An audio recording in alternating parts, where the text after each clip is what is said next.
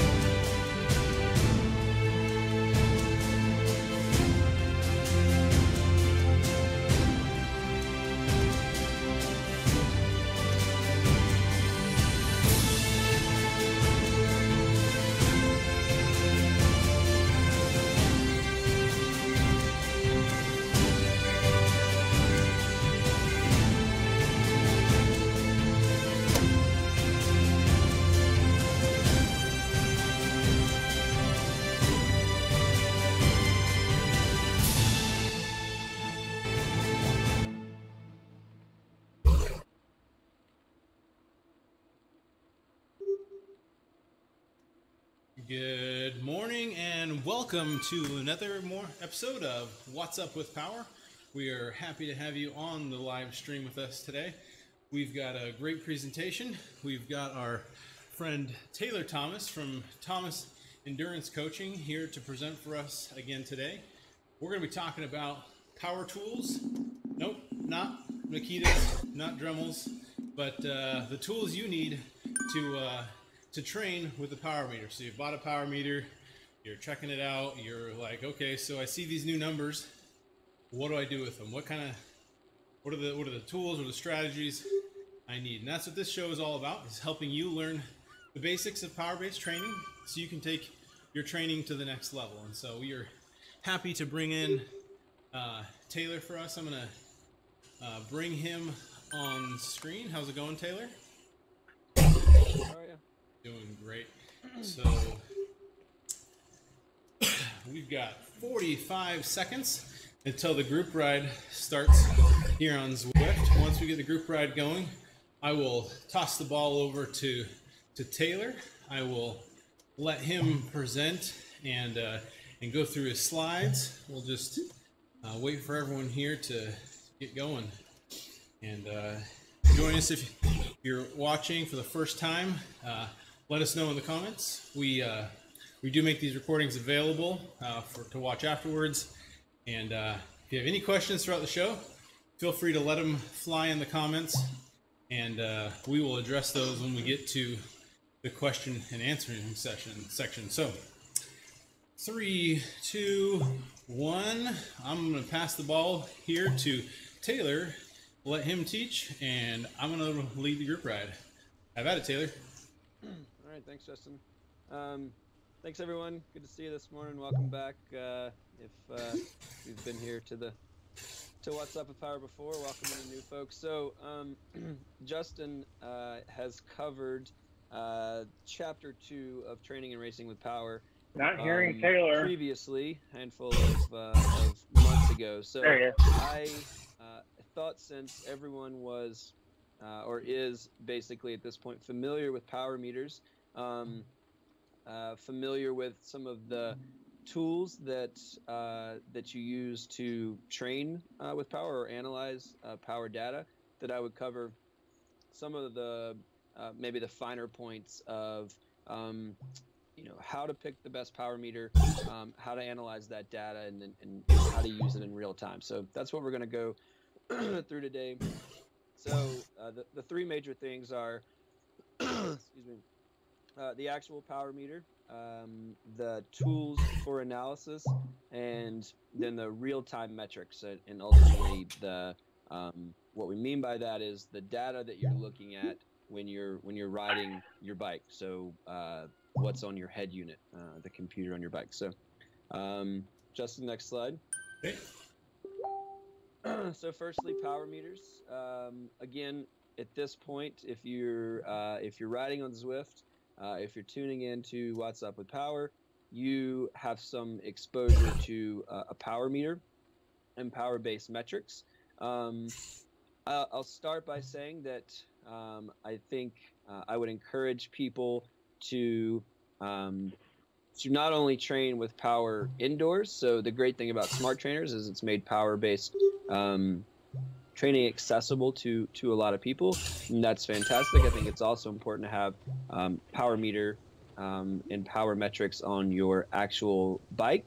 So when you go ride outdoors, you can see how your training inside has improved and how that's applicable to your outdoor riding. And so that's why looking at things like single-sided versus dual-sided power meters. So that means is your power meter only taking a power reading from your left crank arm, or are you gathering power information from both sides?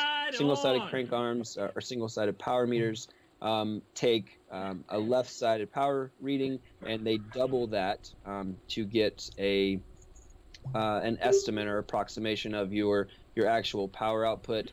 Obviously, dual-sided power meters are taking measurements on both sides, and so there's some improved accuracy there potentially. You also get things like left-right power balance, which can be really valuable when looking for any sort of discrepancy in power application. So if your left side is weaker than your right, looking and analyzing things like form, so how efficiently you're pedaling the bike. So there's some pros there to the dual-sided reading, but again, just something to consider. Next is terrain and discipline. So terrain meaning, are you riding on the road? Are you riding off-road? Is it gravel rides? What is it? Is it really hilly? Are you doing lots of climbing? Is it really flat? And then the discipline being, is it, are you road racing? Is your focus, the Saturday morning group ride? And that's where you'd like to improve. These types of things, so again, terrain, discipline, can impact how you deliver power to the bike. So if it's really hilly and you spend a lot of time out of the saddle, that's going to cause for some bigger power spikes, maybe more variation. If you're if you're doing big climbs, or if your Saturday morning group ride is an all-out sprint for the town line, so you might consider how that impacts the type of power data that you're receiving, and ultimately what type of power meter you decide to go with. Application, similar to discipline, again, just are you racing? Are you just training to increase your watts per kilogram for a certain duration? Are you a mountain bike racer, gravel racer, road racer, time trialist? Think about, again, where you're using the power meter, and how to best utilize the type of information that power meter can provide to make you make you better, because in the end, that's why we're all training with power, is because we want to improve, and we find value in the metrics that the power meter provides. User friendliness. Just a quick point that you might think about how easy it is to for instance, change your battery on your power meter at home. Is that something you can do yourself? You have to go to the bike shop. You have to send it back to the manufacturer. Is it easy to zero and calibrate the power meter at home? Again, is that something that that you can do before you leave for a ride, or is that something that potentially the manufacturer has to take care of, or you have to have some highly skilled, trained technician to handle? And then does it mate up with? Does it play nice with the other products that are on the market? Things like a variety of different head units. Is it compatible with different Bluetooth devices, with your phone, with your GPS, whatever it is? Just thinking about how easy it's going to be day in and day out to utilize your power meter and take care of it and make sure you're getting accurate information. Next slide. Got it. So you got your power meter, you're training with power. Again, you're doing that because you realize there's value in that information. So next, you need to analyze the information, right? So a power meter without analysis doesn't do us much good. We want to be able to look for insights, look for gains, dig in and see how fitness is tracking, fatigue, training stress, all the different factors that we're really familiar with now, partly due to, again, programs like Zwift and things like power. So Training Peaks is what I like to use as kind of the high level analytical or the tool for analysis. So Training Peaks offers a fantastic dashboard for athletes. It provides the PMC, the performance management chart. It's a great place to plan and log your workouts.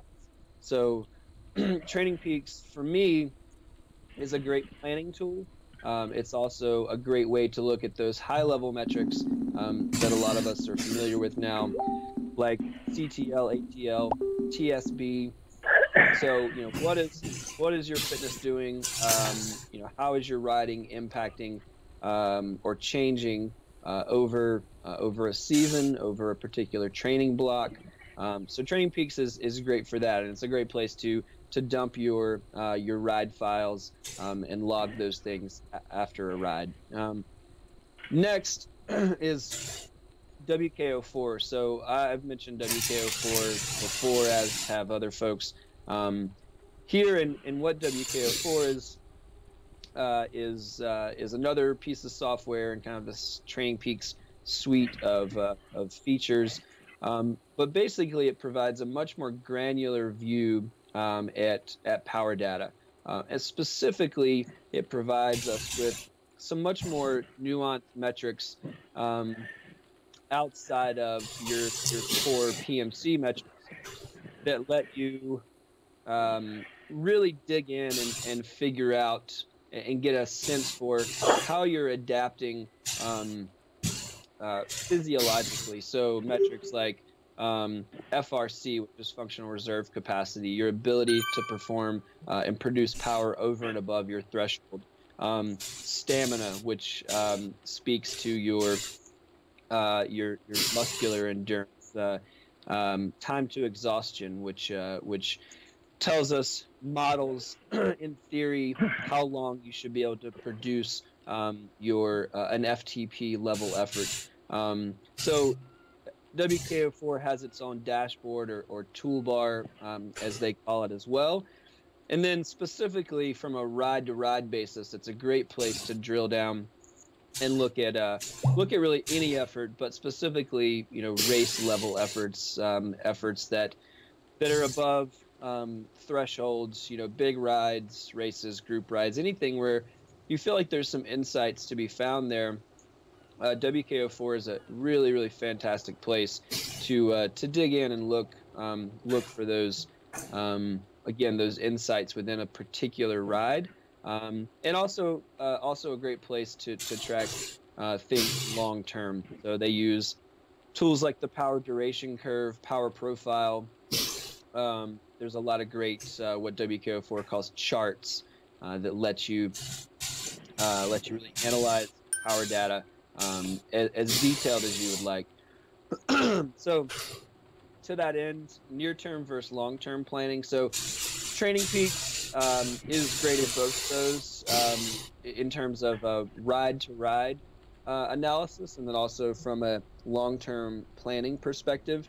Ultimately, the goal here, or the takeaway, is that you don't want to make any big decisions regarding your training on a ride-to-ride basis. So you go out for a big workout, a hard ride, a race, you come back, you look at that information, and you don't want to make any sort of critical analysis or critical changes to your training approach based on one specific ride.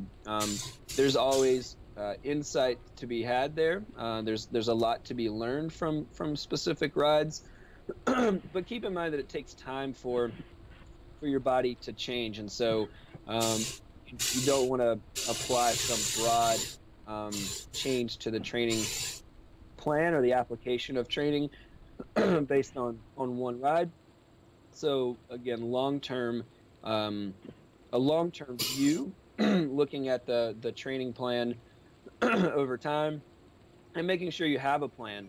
So making sure that there's some sort of sustainable approach and some sort of thoughtful approach to how and why it is you're doing the training that you're doing, why you're chasing particular power-based metrics. If you're looking to gain to increase watts per kilogram at an FTP level effort, then is that something that's applicable to what it is you're trying to do in the real world from a race day perspective, group ride, whatever it is.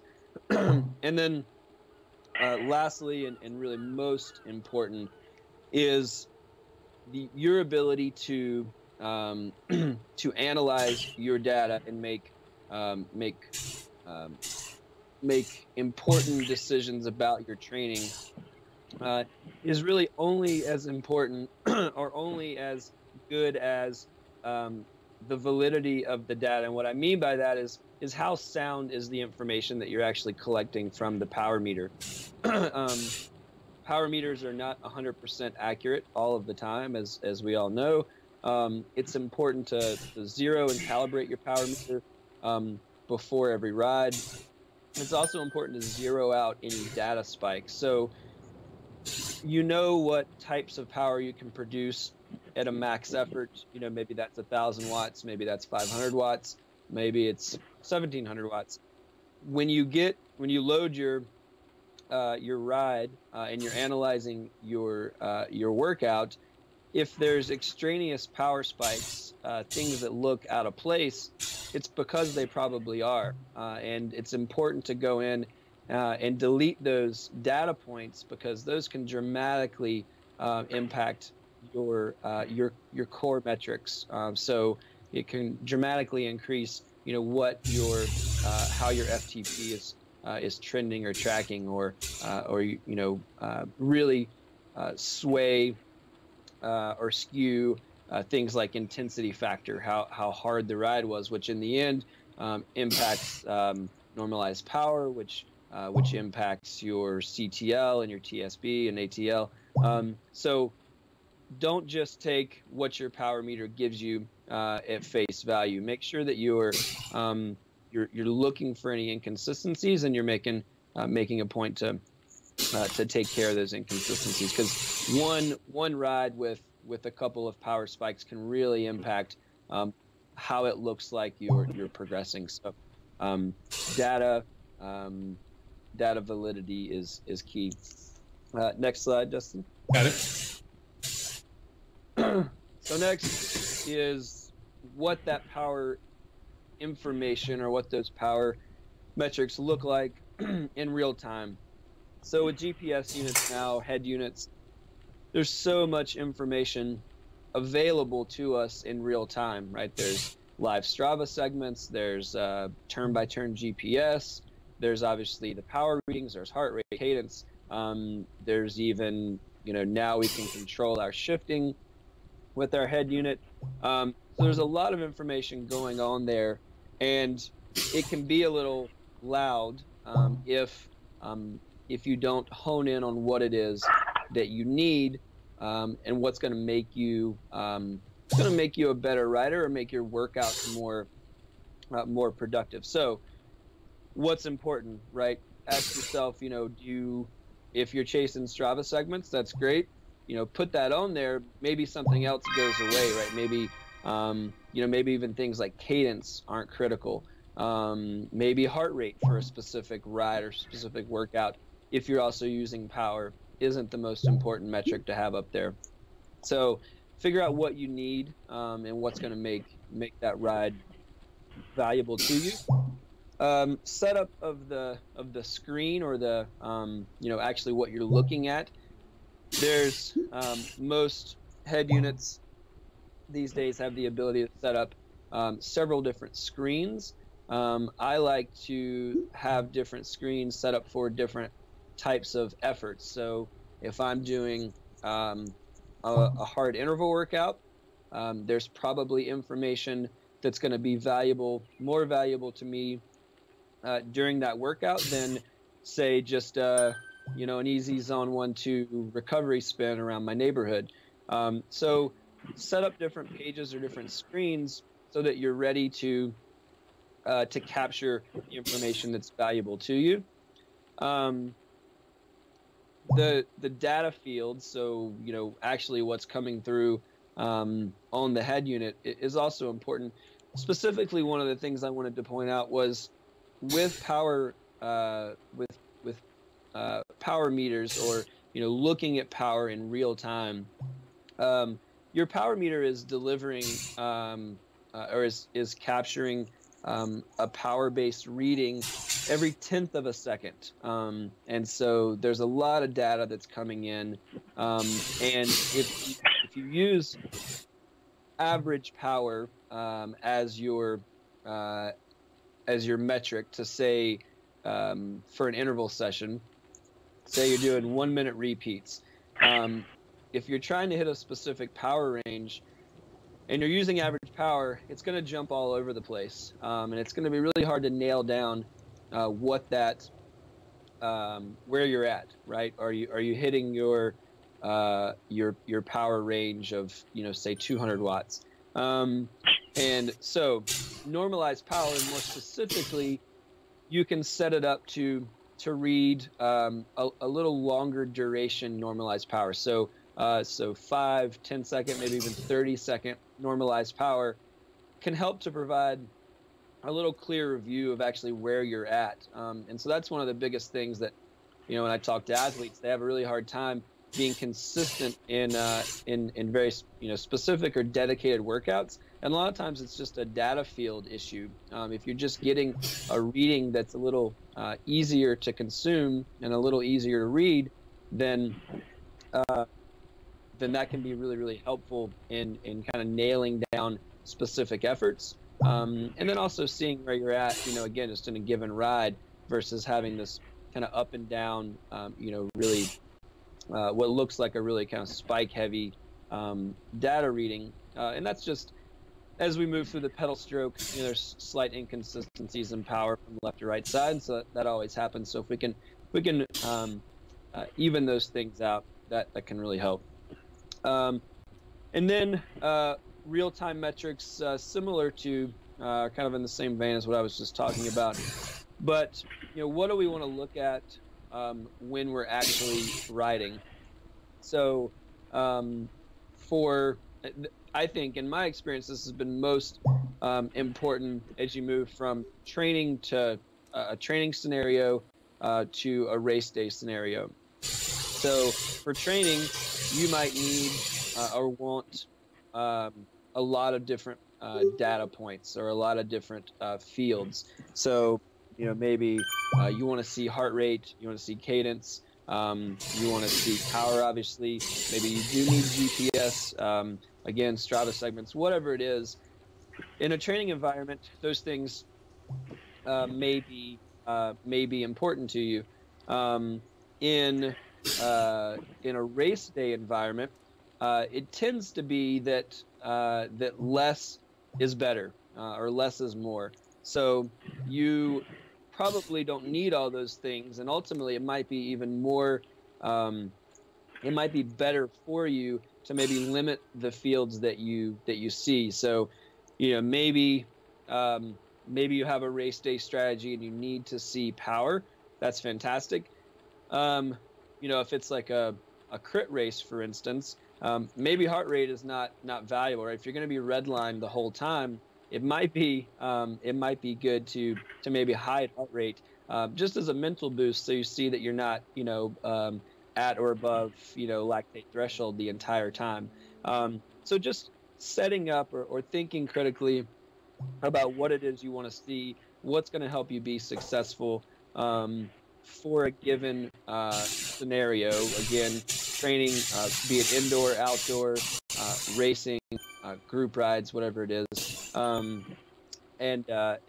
there can be a lot of value in thinking through something as seemingly small or insignificant as just how you set up the computer that you're using on your bike, and getting the information that you need can really help to make the training that much more lucrative. So that's all I have. Okay, bring myself back on screen here. Thank you so much, Taylor, for your insights today. We got a few minutes left here, guys. If you've got any follow-up questions related to the content presented today or anything you want to ask Taylor, let him fly in the comments. You can also contact him. He's got his contact stuff here on the screen. Taylor at thomasendurancecoaching.com, on Twitter at endurancecoach, and the website www.thomasendurancecoaching.com. I want to also make a quick mention to Training Peaks. They've been a very gracious sponsor of the show, and if you decide that you're going to want to start using the Training Peaks premium services, they do have a discount code for watchers of the show.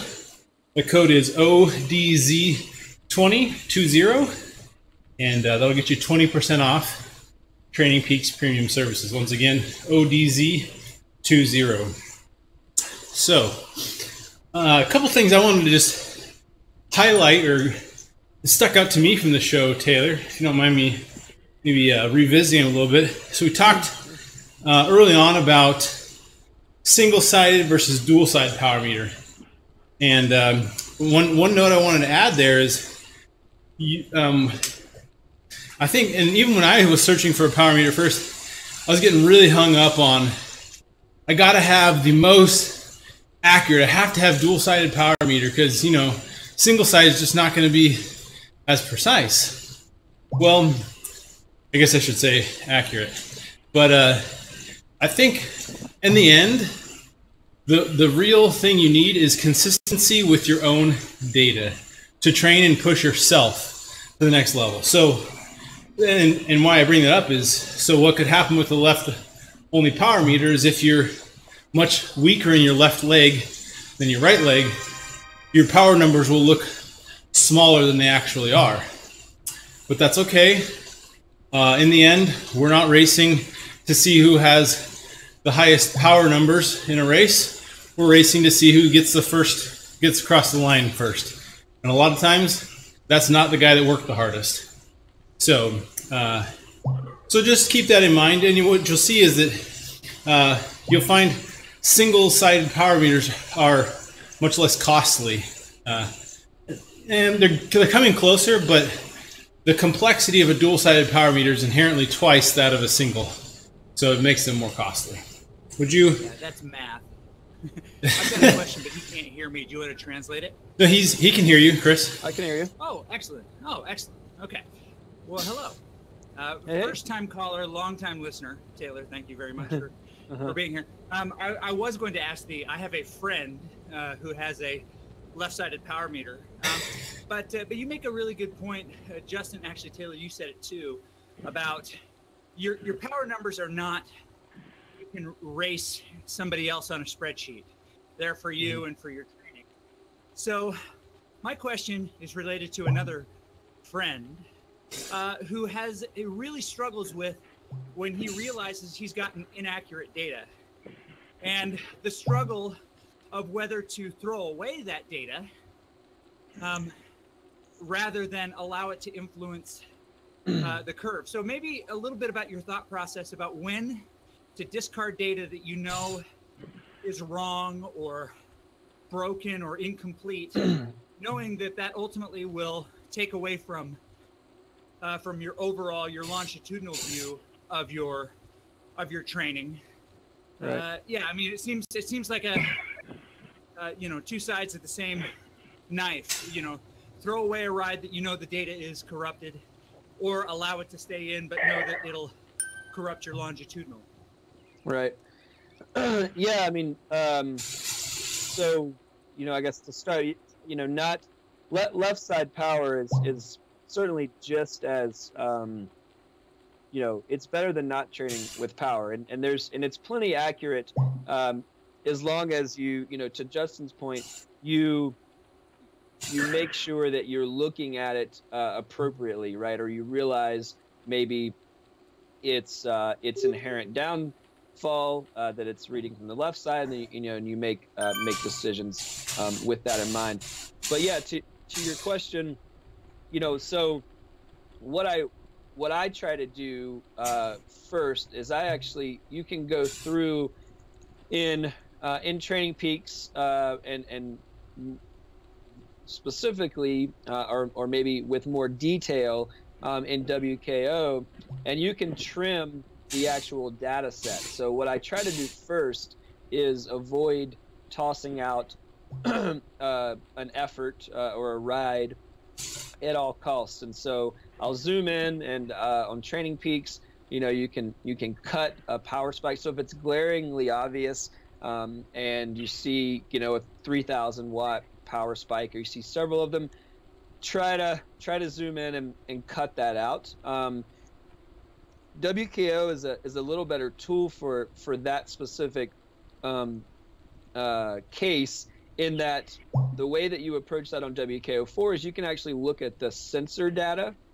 So when I go through and I am looking for power spikes and bad data from the athletes' rides that I work with, I actually look at the sensor data, and so that's a data point every 10th of a second, and so it's thousands and thousands and thousands of data points, and I'll actually scroll through and look at each 10th of a second, and I'll zero out that bad data. So if I see an erroneous power reading, that can also help me figure out where in the ride that power spike took place, and then I can go to Training Peaks and maybe single that out a little better.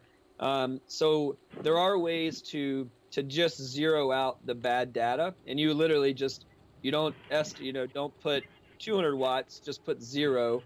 And what that does, that helps to kind of bring everything back in line. So yeah, I would say the first goal is to try to not toss the information, because ultimately there are thousands of data points that are valuable, and usually there's only a couple that are erroneous or outside of what we expect. So it is still valuable, or the goal would still be to keep that information, but sometimes you do have to, if it's totally corrupted and there's spikes everywhere, sometimes you do have to make the call that if you think there's not as much usable data as bad, maybe you do just toss the ride. So that's my approach, is to try to salvage it at all cost, and then the last thing would be to toss it completely. Cool. Great answer. And I want to make just a very small anecdote there, that you are able in the Training Peaks website to add a table that'll show you the sensor data as well. So you could drill down to the row. So that, I think it's available in both WKO4 and on the Training Peaks website, to go in and say, you know, I was sitting still. I wasn't exactly putting out 300 watts when I put the new, you know, this typically happens around things like putting in a new battery in your power meter, and it just kind of goes haywire for a couple seconds. And you want to trim that from your power file. But cool. Well, that is the show for today. Thank you, Taylor, so much for your time. We are glad to have you. Thank you, everyone, for joining us. We hope to have you back here on the channel again. Later today, we've got the Skills and Drills ride. Ian Murray hosts this for Castelli, where he teaches you about everything, well, a different training tactic, racing tactic every week. So bridging, attacking, you name it. He's got all sorts of different techniques. He's raced professionally on teams before, and so he imparts that knowledge for us. So go ahead and join that ride. That's at 3:30 Pacific or 6:30 Eastern. And if you've enjoyed the content, please hit the like button, share it with your friends. We appreciate it. So have a wonderful day, and we'll see you next time.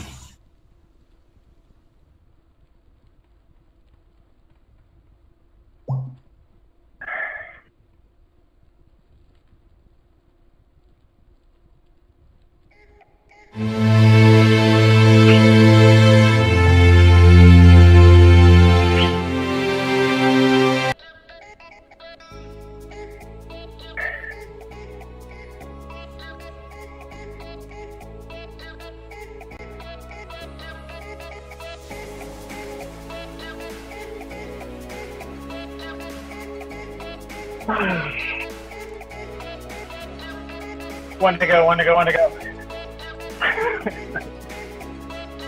But I got 2 minutes.